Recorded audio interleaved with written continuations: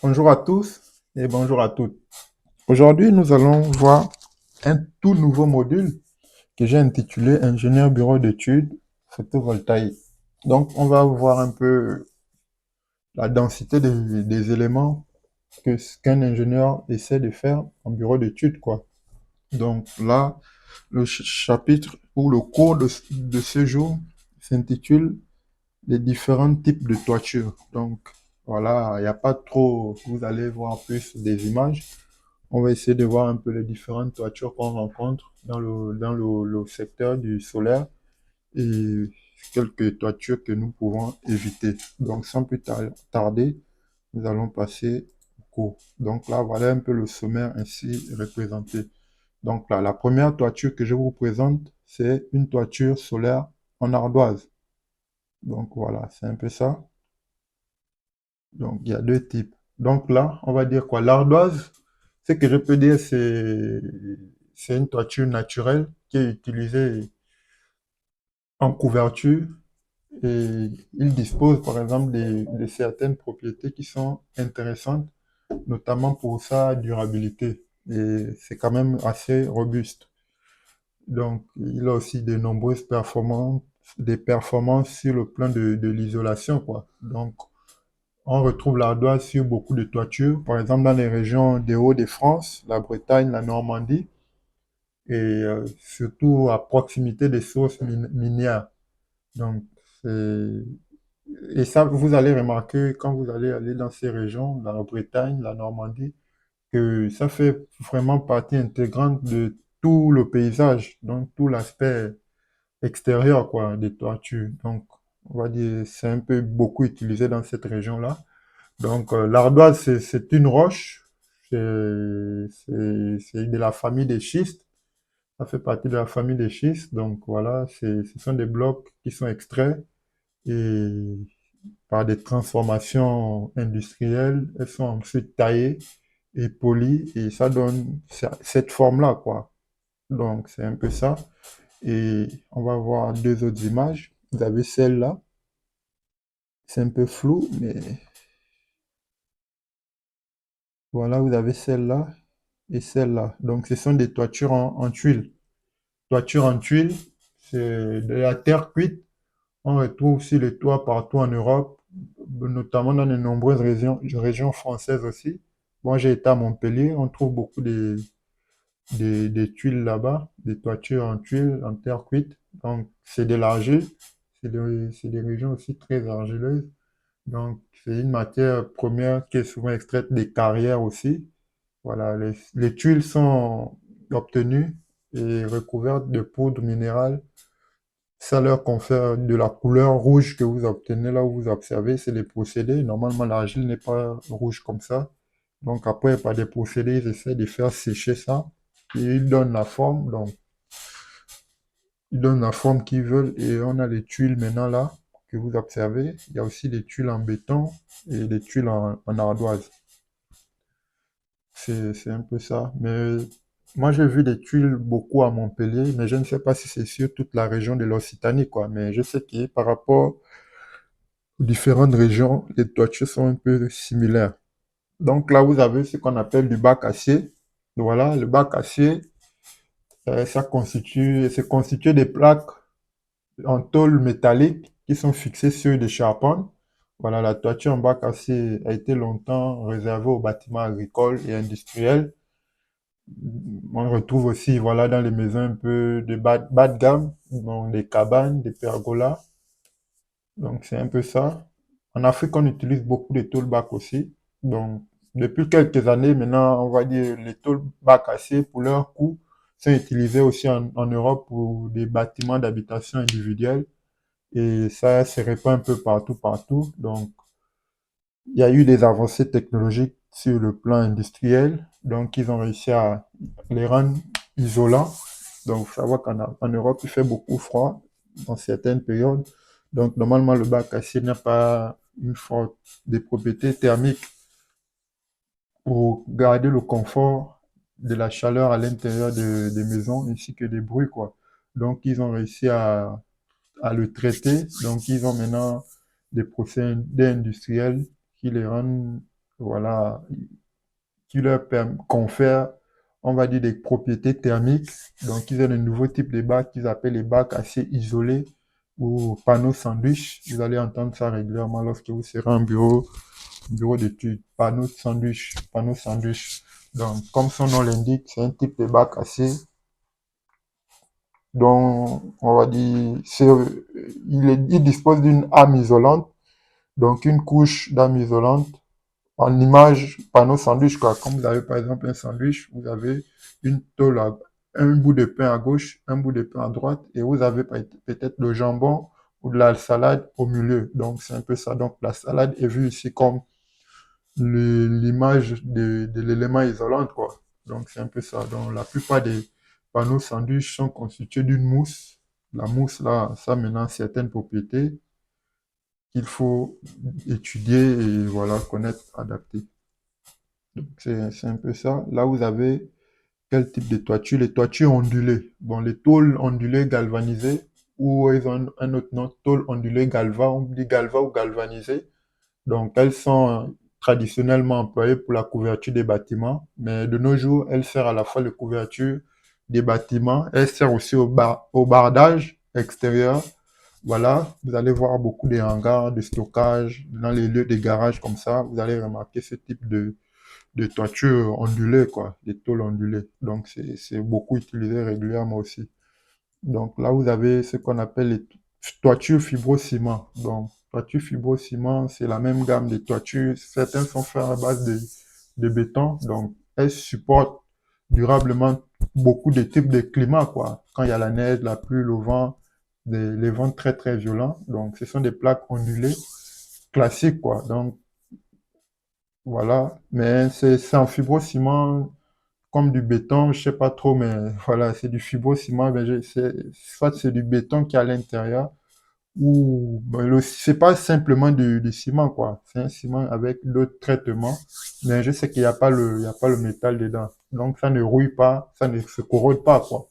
Donc c'est un peu ça. Mais de nos jours, le fibrociment est très cancérigène et la plupart des toitures que vous allez remarquer, on les retire maintenant de temps en temps, quoi. Donc ce sont des solutions qui ont été proposées dans les années avant, les années très antérieures à la nôtre, quoi, cette période-là. Donc beaucoup de projets, par exemple en toiture, en bureau d'études, lorsqu'un un projet, on vous présente une toiture, il y a ce qu'on appelle la rénovation des toitures. Donc, il faut faire une proposition à changer cette toiture en fibrociment, en toiture tollback ou en d'autres types de toitures. Donc, c'est ce qui fait en sorte que le fait de changer ça, et les techniciens qui vont venir changer ça, ils ont des équipements adaptés, très spécialisés, ce qui fait en sorte que ce procédé coûte suffisamment cher, quoi. Donc là, on a les toitures en bitume. Donc, les toitures en bitume, voilà, c'est plus utilisé dans les, on va dire quoi, aussi les toitures terrasses. Voilà, toiture terrasse. Voilà, ça permet aussi de garder l'étanchéité du, de l'édifice. Donc, c'est un peu ça. Là, je vais vous montrer maintenant les toitures à éviter pour les centrales solaires. Donc là, dans les slides précédents, c'était un peu tous les types de toitures que vous allez en rencontrer. Maintenant, il y a des toitures quand même qui n'étaient pas très, très utilisées, mais on retrouve ça de temps en temps. Donc, il y a, là, vous avez les toitures en zinc. Donc, depuis peu, le zinc est un matériau utilisé dans la conception de toitures, ce qui s'avère à ce jour, de ce qu'on sait, son usage dans le domaine de la construction, c'est que la toiture, hein, parce que j'ai jamais vu dans une maison un élément en zinc. Donc, c'est plus pour l'usage de la toiture. Donc, le zinc, on va dire, c'est tableau périodique, c'est un métal, il appartient à la famille des métaux non ferreux. Donc, ce sont des minéraux qu'on extrait. Donc, il a un nom scientifique, normalement, c'est le sulfate de blende. Le sulfate de zinc, normalement, il est extrait d'un minéral qu'on appelle la blende. La blende. Donc, c'est un métal qui est lourd et malléable. Voilà, il est malléable à très haute température et ça permet aussi quand même dans l'industrie de réaliser certains alliages, quoi. Donc, parce qu'il a des fortes capacités ou bien propriétés conductrices électriques et thermiques, quoi. Donc, voilà, il est connu pour ses capacités thermiques et conductrices. Maintenant, il est également aussi connu pour sa résistance, donc à la corrosion, et son entretien est facile. C'est pas comme certaines toitures là. Donc, lui, son entretien est facile. Maintenant, on ne l'utilise pas, pas qu'on ne l'utilise pas, mais lorsque vous êtes en bureau d'études, vous devez dimensionner, par exemple, les centrales solaires dessus. Vous voyez déjà l'aspect qu'il a, la manière dont il est orienté. C'est pas toujours facile de monter en hauteur dessus. Et comme il n'y a pas beaucoup de toitures en zinc en France, donc ça demande un personnel qui est hautement qualifié, quoi, parce que c'est des procédés qui sont un peu différents des procédés classiques. Donc, lorsqu'un client opte, par exemple, pour une toiture en zinc, il faut un technicien qui a un équipement adapté, parce que c'est un matériau qui est vraiment très, très spécifique, quoi. Donc, faire appel à un professionnel, il faut savoir que on ne le trouve pas à tous les coins de la rue, donc il faut même souvent aller dans d'autres pays pour le trouver, parce que c'est des technologies ou des structures qui ne sont pas souvent adaptées dans certaines régions. Donc, il faut faire déplacer les gens. Donc, c'est un peu tout ça. Trouver quelqu'un de spécialiste dessus, c'est pas toujours évident. Parce que s'il fait une mauvaise, on va dire, il fait une mauvaise manipulation et il commence à perforer, on ne sait pas comment on peut rétablir l'étanchéité du zinc. Est-ce qu'il est compatible avec tel autre élément, tel élément?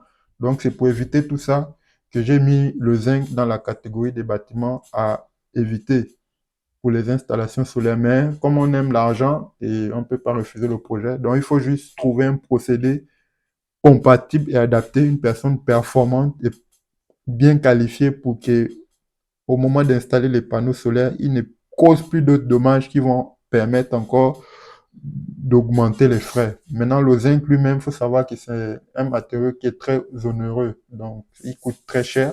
Donc, voilà, si vous l'abîmez un pour acheter, ça peut plomber votre projet, quoi. Donc, il faut faire très attention. Donc, c'est un peu tout ça. Donc, comme je disais, il a des fortes capacités thermiques. Donc, ce qui signifie, quand on a des fortes capacités thermiques et conductrices d'électricité, ça veut dire qu'on est un mauvais isolant.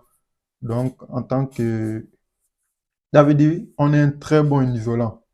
Donc, quand on est un très bon isolant, ça veut dire on conduit facilement l'électricité. Donc, il faut faire très attention pour ce type de procédé. Là, le suivant, ça c'est toujours le zinc.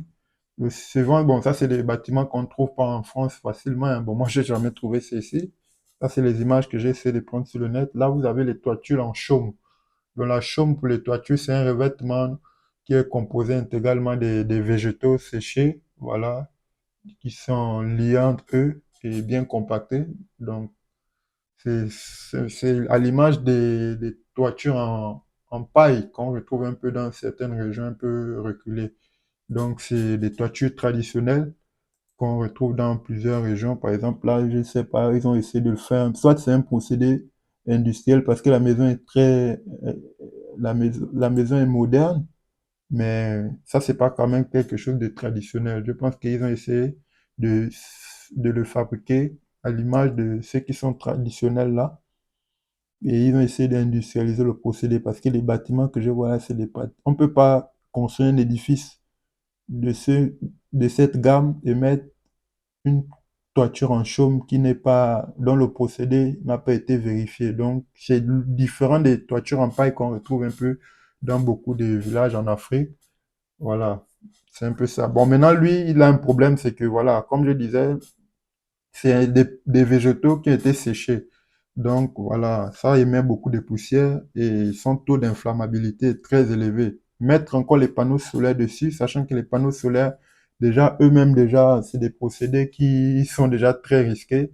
Donc, c'est aussi déconseillé parce que s'il y a un départ de feu, il faut dire qu'il n'y aura même pas le temps de laisser les pompiers s'approcher de lieu, quoi. Donc, c'est un peu ça. Donc, vous avez de la lauze en pierre. Donc, voilà, ça, c'est les lauses en pierre, c'est des couvertures qui sont constituées à partir de pierres qui ont été taillées à la main, souvent, hein, taillées. Donc, ça, c'est des méthodes, des procédés un peu très traditionnels. On retrouve ce type d'habitation, de couverture, de toiture dans des régions montagneuses de France, notamment dans les Alpes. Donc, les Alpes maritimes. Donc, c'est un peu ça. Et voilà, c'est des pierres. Ça, c'est des pierres, des cailloux. Il faut avoir des procédés anciens pour pouvoir bien tailler ça en rondelles comme je vois là. On peut aussi l'industrialiser, tailler avec des machines, polir, etc. Si on peut faire le marbre, donc c'était ça aussi, on peut le faire. Donc là, on a quoi? Le shingle, bon, c'est les procédés que j'ai vus sur Internet, c'est juste pour vous montrer. Le shingle, c'est un matériau normalement de couverture de toiture. On retrouve plus dans les régions d'Amérique du Nord. Donc voilà, ils sont posés et l'aspect visuel, il a un peu l'aspect visuel de l'ardoise. Là, on a le rouge, le vert. Bon, c'est pas trop ces couleurs-là. Mais voilà, c'est très peu épais et il est composé d'une couche de fibre de verre qui reflète une certaine rigidité, quoi. Donc, entre les couches, maintenant, il y a peut-être du feutre, du bitume, je ne sais pas trop, mais c'est un procédé qui est étanche et très solide. Donc, c'est un peu ça. Mais il est fragile et très sensible aux intempéries. Donc, c'est des structures, lorsque vous serez amené à travailler dessus, il faudra vraiment faire attention. C'est-à-dire, là, on vous présente différentes toitures, celles qui sont faciles à malayer et celles qui sont un peu difficiles à malayer. Maintenant, on ne vous interdit pas. C'est-à-dire, avant de mettre, il faut juste trouver un procédé adapté pour adapter vos panneaux solaires à ces différents procédés-là. Parce que les toitures en shingle, en lauze, c'est pas toujours évident. Les chaumes aussi, comme on a vu précédemment, c'est voilà, c'est des procédés. Faut quand même éviter de venir mettre des panneaux solaires sur une structure existante et venir l'abîmer. Soit vous rentrez en conflit avec les propriétaires du lieu parce qu'il va vous dire, moi, mon bâtiment, il n'y avait pas de fuite d'étanchéité.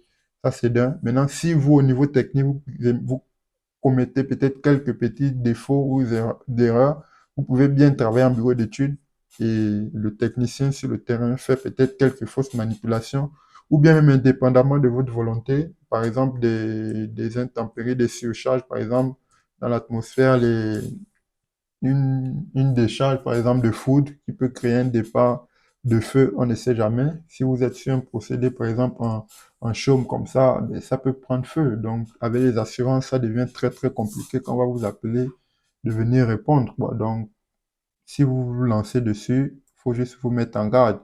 C'est juste ça. Donc, j'espère avoir présenté l'ensemble des toitures qu'il faut connaître. Maintenant, dans la prochaine vidéo, on va voir quelques procédés de fixation un peu adaptés aux différentes toitures et le reste, vous allez un peu chercher vous-même. Merci.